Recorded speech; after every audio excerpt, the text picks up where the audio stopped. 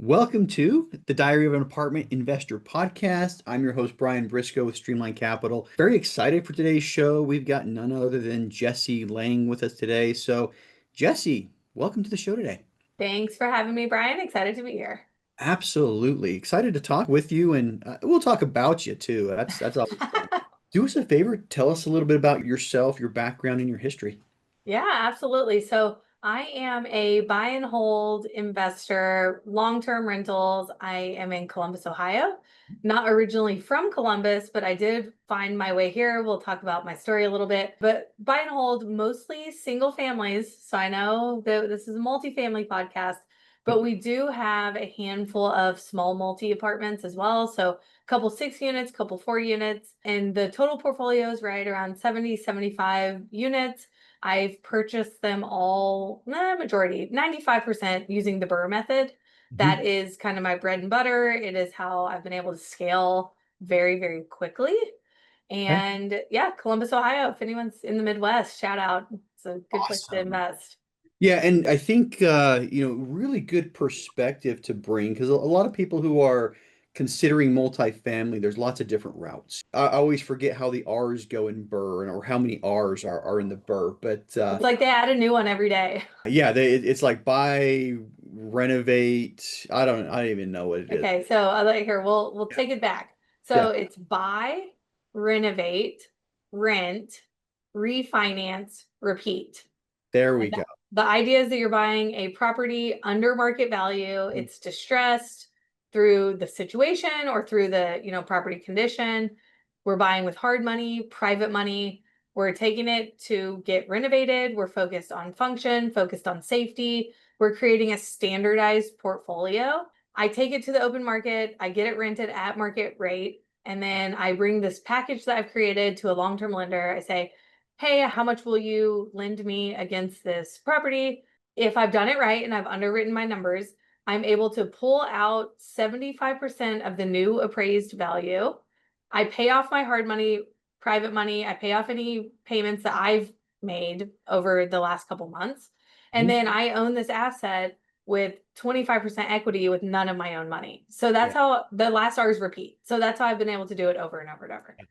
When I was looking at coming in, the two models that I was deciding between was exactly what you're doing, Burr, and what I'm doing, which is syndication. And the best part about both of them is it doesn't take a lot of money out of your back pocket to be able to do either one. And maybe quite possibly I was looking at these two methods specifically because I didn't have a lot of money in my back pocket, but we're not going to go there. So before we talk more about the Burr method, let's kind of go back to the beginnings. What made you decide to start with real estate investing? And then tell us about kind of like the first acquisition. What was going through your mind, and all that other fun stuff. Yeah, absolutely. I will say, Brian, I did not set out to become a housing provider. This never was in my lifetime goals. Mhm. Growing up, I didn't know anyone who owned real estate, maybe outside of their personal home. I didn't know this was a career choice by any means. And so I really fell into it. I was an accidental landlord. And it started in Austin, Texas, where I grew up. I graduated college, a couple years later, bought a house. Society kind of says you get married, have kids, buy a house, Yep. all these things you're supposed to do. Definitely didn't do all of them, but thankfully I did buy a little condo for Mhm. $92,000, and Okay. it had the shag carpet, it had the yellow laminate countertops. Like, I mean, it needed some work, but Yeah. we did it as I was living there. And as I was living there, I had the bright idea to rent out some of the rooms. Mhm. I honestly didn't even know that house hacking was a term. I just knew that I had an empty room and people wanted to rent them. So let's put this together and, people pay me money. So right out of the gate, I had my mortgage covered and I was paying some bills. I had my big girl job and that was it. So Yeah. go by a couple years, and one of them, my roommates at the time was my partner. We ended up splitting up. So in a matter of 2 weeks, I went from this condo, like living day to day. I poured my blood, sweat, and tears into it Yeah. to moving out, having four college boys renting my Yeah. condo. And thankfully, they were good. They could have ruined my real estate career before it started, but they were good. So that was the first one. It was honestly a complete accident. we've done 500 episodes of this podcast. I would say more than half the people that end up doing this full time get in accidentally, the accidental landlord situation. I mean, mine was a case of I bought a house, I was active duty military, and I was told, hey, you're going to be able to stay here for 3 or 4 years. And right after I bought the house, it's like, you're moving in the springtime. It's Oh no. that was my accidental landlord situation. It's like, well, we just bought a house because you told me I'd be able to stay here for 3 to 4 years. And 6 months later, we were leasing it out. But yeah, I think that happens to a lot of people. So got your condo. Second one. What was the second one similar? Were you looking to be a landlord with the second one, or when? No, no, I will tell you, fast forward, from there, it took me another 6 to 7 years to figure out I wanted to be a housing provider. So there were many steps in between. And the second one came, I bought it the same way with the owner occupant financing. I rented out some rooms. Yeah. I had my one long-term rental. Year goes by, I buy another one. These are just deals off the MLS. They need work, but it's nothing, they're not big rehabs. It's some cosmetic stuff. And so I can live there, rent them out, rent out the rooms, and I have two long-term rentals plus my roommates. And this brings me up to 2016, where I just think that I'm a genius. And I just, all my bills are paid and all of, but yeah, I still had my day job where I've gotten some pay increases over the years, and I'm mid 20s, thinking that I'm crushing life. And so I actually got a wild hair. 2016, I quit my job. I turned my last one into a long-term rental. So I had three long-term rentals. I packed up everything and I went to go travel the world for a year.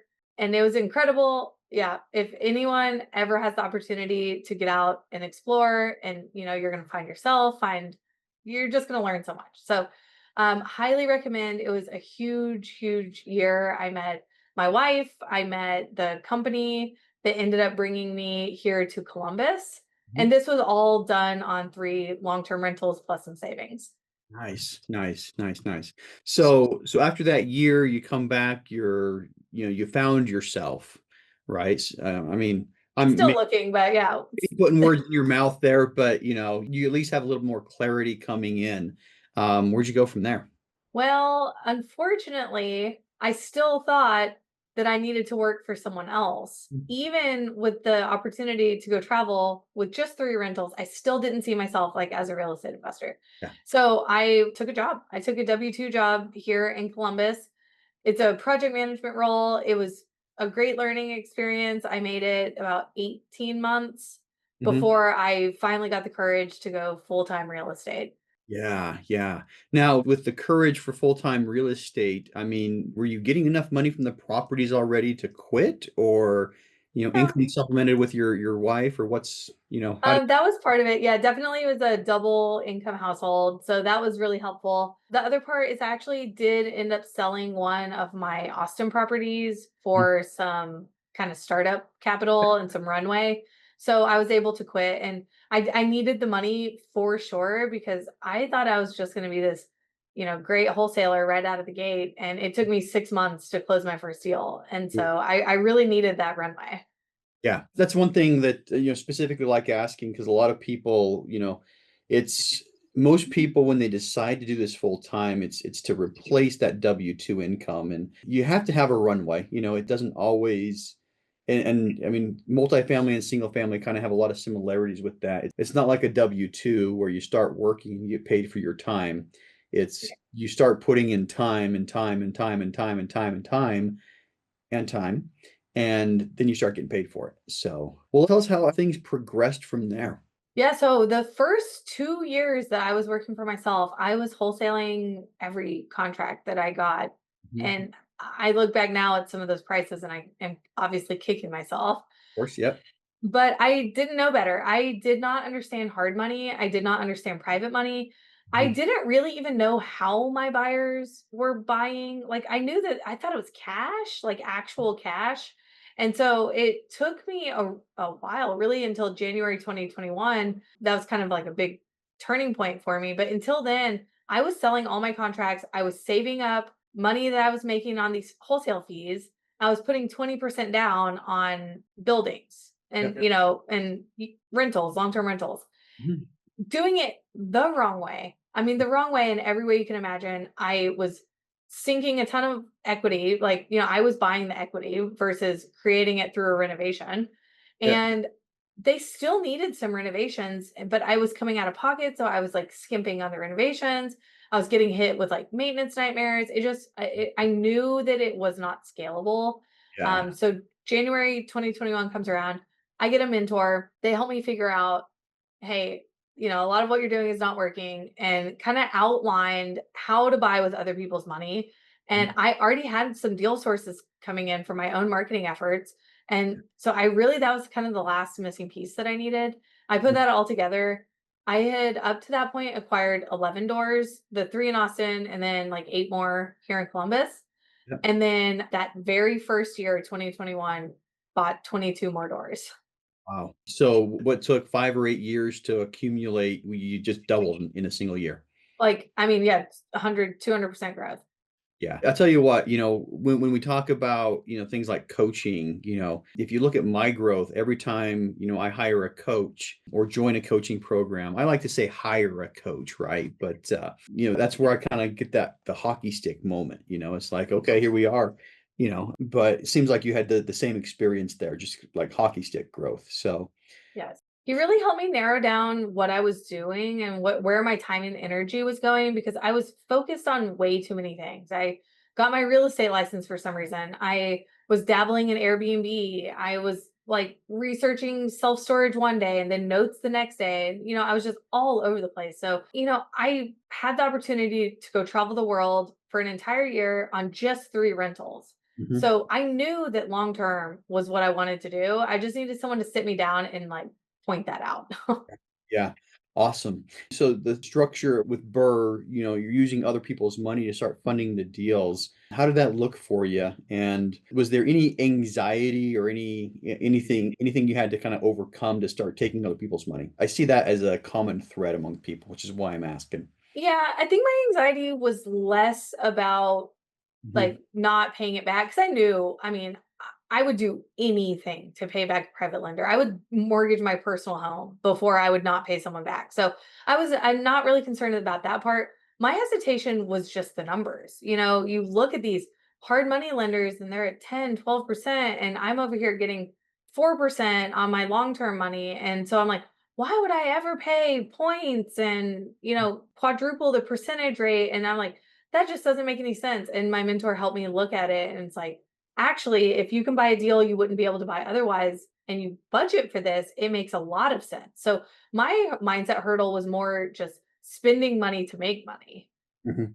Yeah, makes sense. Makes sense. So you hit another 11 that year. And was it all Burr method at that point? Or Yeah. okay. So you adopted the Burr method. Let's fast forward and talk about, the first multifamily that you bought. Was that also Burr method? So one of my first multifamily, it was on Lilly Avenue, if you know Columbus at all. And I actually bought that as one of the eight doors that I saved up 20% down for. It needed everything. I don't know how I got a lender on it. I don't know how I thought this was a good idea. It's now since sold, but I have every unit I had to renovate as soon as they turned over. It was coming out of pocket, 10, 20, $30,000, depending on the condition. And, I ultimately did make money on it, but it was not the right strategy. Yeah, that's one thing that I've noticed. You never want to come out of pocket on stuff like that, With our syndications, I mean, we typically want to make sure that all of our renovations are pre-funded before we jump into stuff. But I mean, there's always things that you don't anticipate. But so that was your first, and you've got a couple more now. Yes. So we have a 6 unit building that I bought on 100% seller finance. That one was great. I've had it 3 something years, still seller financed. Another 6 unit that we bought with hard money. Mhm. And actually, I paid this, older gentleman $425,000 purchase price. And as we're walking it, I was like, "Hey, John, what are you going to do with all your proceeds?" And he's like, "I don't really know. Maybe put it into the stock market." So I turned around and I pitched him on private money Mhm. for other deals. I have almost all that money now today Mm. out just working. Yeah. So I turned him into a long term lender. Mhm. Nice. Yeah. Nice, nice. So let's talk about like the difference between single family and multifamily from your perspective. As far as, management, purchasing, everything else. Where is single family more challenging and where's multifamily more challenging? Yeah, I mean, single family, you're just going to have more moving parts as far as the number of roofs, the number of mortgages, the number of just transactions. Because every bird deal has two closes, right? You have to close the purchase and close the refi. So if you're doing 20 in a year, I mean, that's 40 closings versus you may be able to knock down 50 units on a single purchase, right? So there's just a lot more moving parts. I will say of my portfolio, I seriously prefer single family. I Mhm. think that people stay longer. They tend to take care of the units better. And your experience may be completely different. I'm just speaking here in Columbus. They tend to stay longer. We're pet friendly, Mhm. and people with pets, they want backyards. And once they find that, they get comfortable. I mean, we aim for 5 years in every lease we sign. We don't always get it, of course, but I'm looking for someone to be there for 5 years. Yeah. I mean, I've had a handful of single family and there's one property that I owned for 10 years. We had one single tenant the entire Yeah. time. And I kind of wish that she was in a position economically to buy the property, when we sold it finally. But another property that we owned, the longest single tenant was there for 3 years. We rarely get somebody who's, 3, 4, 5 years at our apartments. I think we're averaging 18 months per tenant. But that is a good point. You stick somebody in and they do stay for longer. Yep. At least a couple years. Yeah. And I know from just renting, I rented tons of apartments as a young person, and I was always looking for the next best thing. Whereas, a house, you may be like a little more, you kind of want to stay put. Yeah. Yeah, that is true. There's a different mentality between people who rent homes versus renting apartments.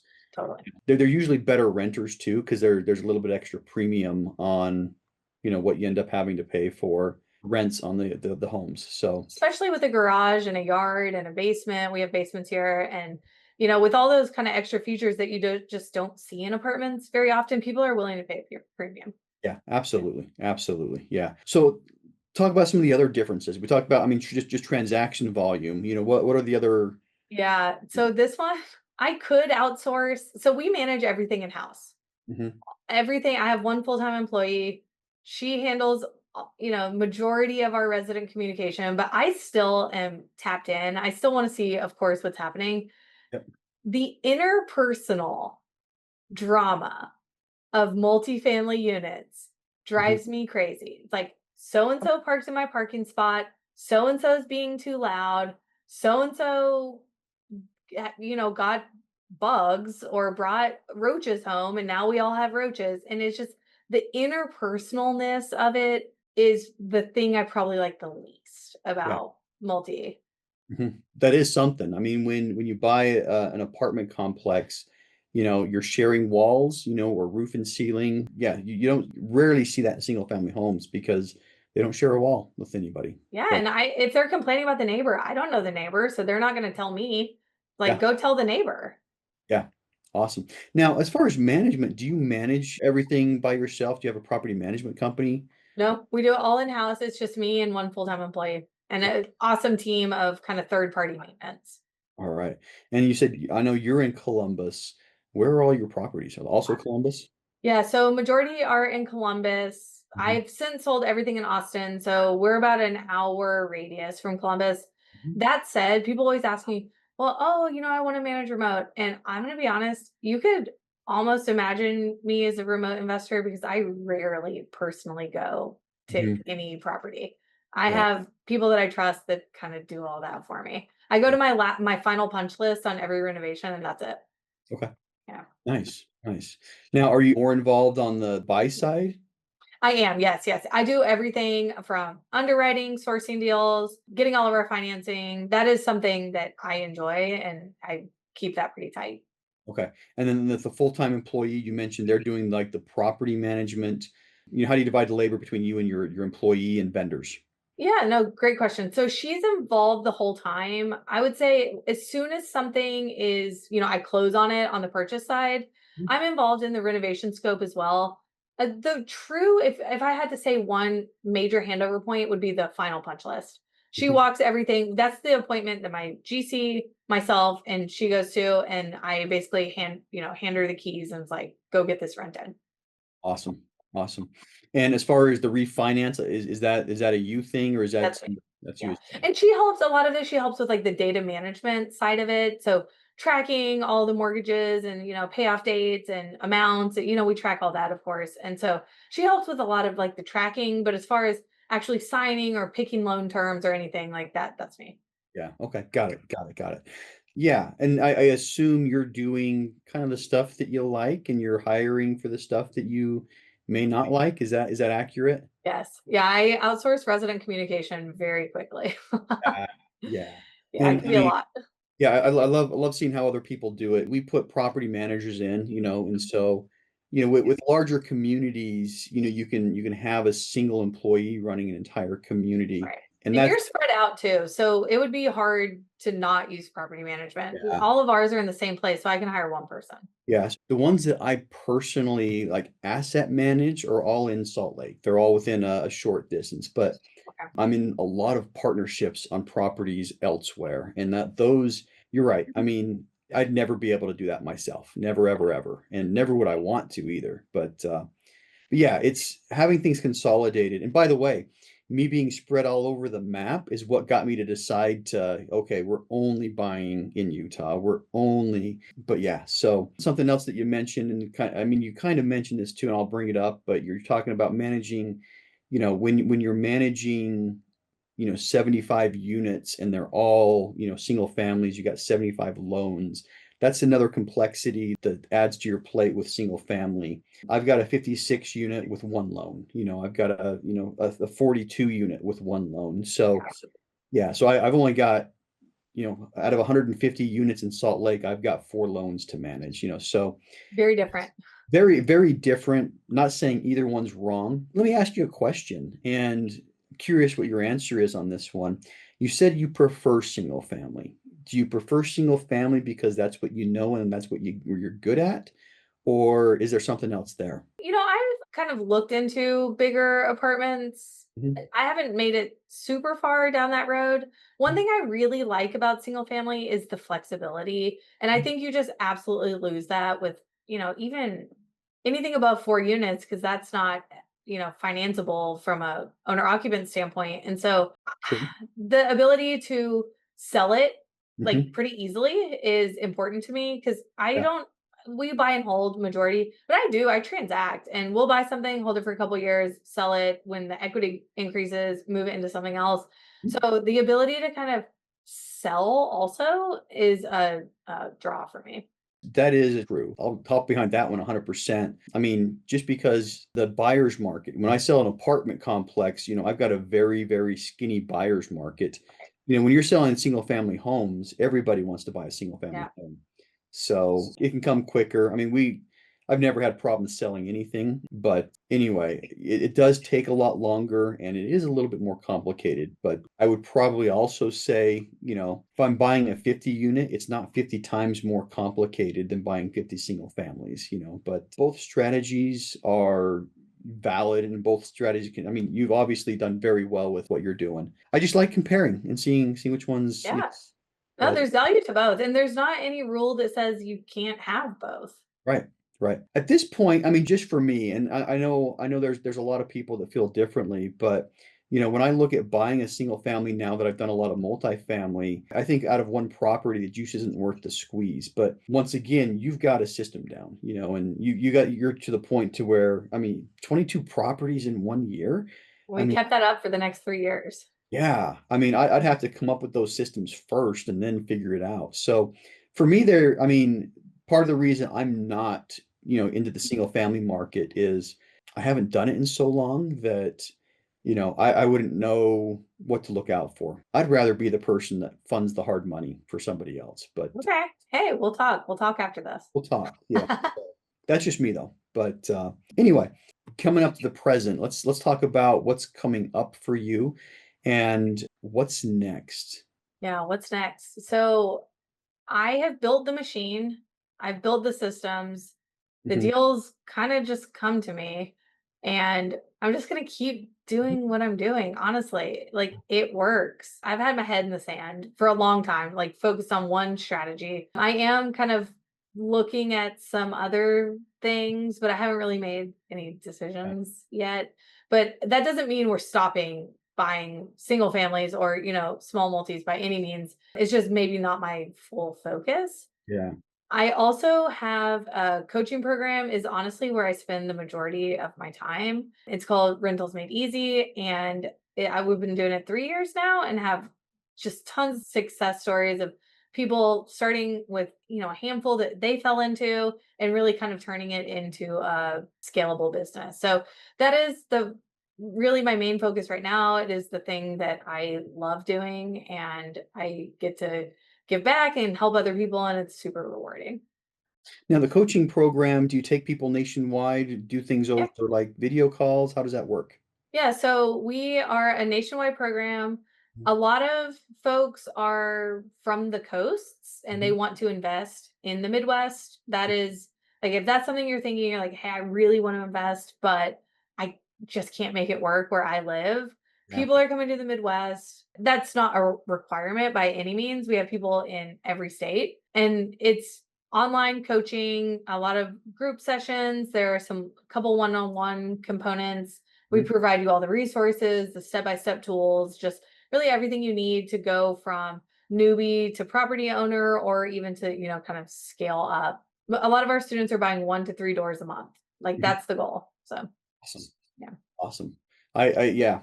Let's see. Look at my average. Yeah, I average more than 1 to 3, but I don't own I it. would say you do. If you're at doors. Yeah. Yeah, doors, but I don't own everything. And that's another thing that we didn't really talk about, like syndication versus what you're doing, because once you do everything, I mean, you own 100% of the properties Yep. We own everything and entities, and I'm the sole decision maker. I have no JVs, no partnerships, and not no investors. no investors. Yep. So that is one thing that we did miss, and this is conversation I have a lot, what's better, owning, 5 or 10 or 15% of 1,000 doors or 100% of 50 or 75 or 100, but what I come down to is, there's no right or wrong. It's just which one do you prefer? And That's you also can have both. You can have both. Yep. So awesome. Awesome. So we talked a little bit about, you continuing to do what you're doing, potentially exploring other things, and then coaching definitely integrated into that. I have to give advice to somebody who's just starting out with multifamily. What would that advice be? My advice, and I tell everyone this, is get in a room with other people who are doing the same thing that you are. Yeah. I did not know that real estate investors were just normal people. I Mhm. thought you had to be, driving a Ferrari, you're a jerk, you treat the server bad. You know what I mean? I just had this terrible perception. And then I started going to my RIAs, my meetups, meeting. And I'm just like, oh my gosh, I'm a regular person. You're a regular person. You own millions of dollars in real estate. Like, okay, I can do this too. And Yeah. getting in those rooms was the first time that I truly believed. I spent 6 to 8 years not just thinking this was a hobby. That was the first time I really thought, like, this could be your career choice. I remember getting into a room with a lot of other people, and somebody that ended up being an informal mentor at one point, put his hand on my shoulder and said, "Look around the room. Okay. There's a lot of people here. Most of them, are not as smart and not as qualified as you are." And he may have been stroking my ego a little bit. And that's why I like this situation. Because like, and a lot of them have purchased very large apartment complexes and everything else. But I remember that because that's what changed my mind on, and for the rest of it was a networking event. And the rest of the day, I'm going around that networking event. I'm like, he is right. I'm smarter than that guy, but anyway, long story short, I wholeheartedly endorse that. It's 100% true. Get into the room, you realize what's possible. And, you know, all of a sudden light goes on. Hey, I can do this too. All right. Last question. How can listeners learn more about you? And I'll add a little caveat or get involved with your coaching program. Yeah, so we have a free little mini course that I like to give away, Mhm. and it's how I buy 1 to 3 rentals per month on autopilot. Mhm. We're going to talk about the BRRRR method. We're going to break down each step. We're going to look at some examples with numbers. And then you're going to really kind of figure out if this is the strategy that you think would work for you. And if it is, there's some, next steps if you wanted to get involved in working together. Yeah. Awesome. Awesome, awesome, awesome. All right. So if you're anybody interested in that, reach out to her and we'll put her contact information in the show notes so that you guys can figure that out. Well, Jessie, thanks for coming on the show today. Very much appreciate your time. Thank you.